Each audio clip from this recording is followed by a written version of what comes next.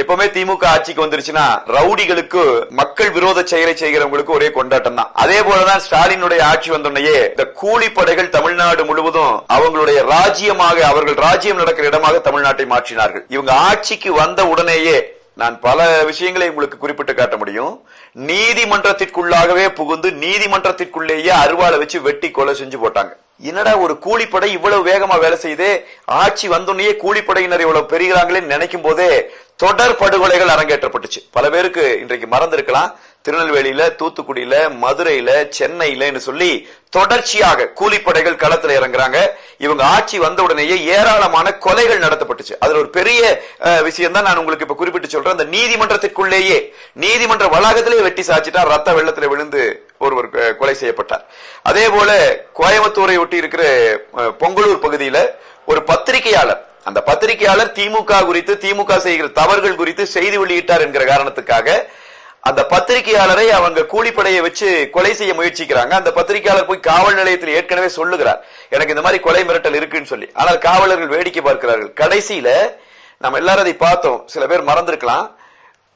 கூலிப்படையை சேர்ந்தவன் அருவாளோடு இறங்கி வந்து அவரை கொலை செய்ய போகிற போது அவர் காவல் நிலைய அதிகாரி, காவல் அதிகாரியோடு தொடர்புல இருக்கிறாரு போன்ல. கிட்டத்தட்ட ரன்னிங் கமெண்ட்ரி கேட்டு இருந்தது போலீஸ்.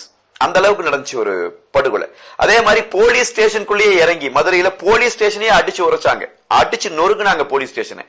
காவல்துறை அதிகாரிகளை பல இடத்துல அடிச்சு ஓட விட்டாங்க. இப்படி தொடர்ச்சியாக இந்த கூலிப்படைகள் வேலை செய்து கொண்டே இருந்தது. அதிலே ஒரு மிக முக்கியமான படுகொலை, தமிழ்நாட்டின் வரலாற்றிலேயே இனி யாரும் மறக்க முடியாத படுகொலை என்று சொன்னா, பகுஜன் சமாஜ் கட்சி என்று சொல்லப்படுகிற இந்தியா முழுவதிலும் இருக்கிற அந்த கட்சி, அந்த தேசிய கட்சியினுடைய மாநில தலைவராக இருந்த திரு ஆம்ஸ்ட்ராங் அவர்கள் சென்னையிலே வெட்டி படுகொலை செய்யப்பட்டார்.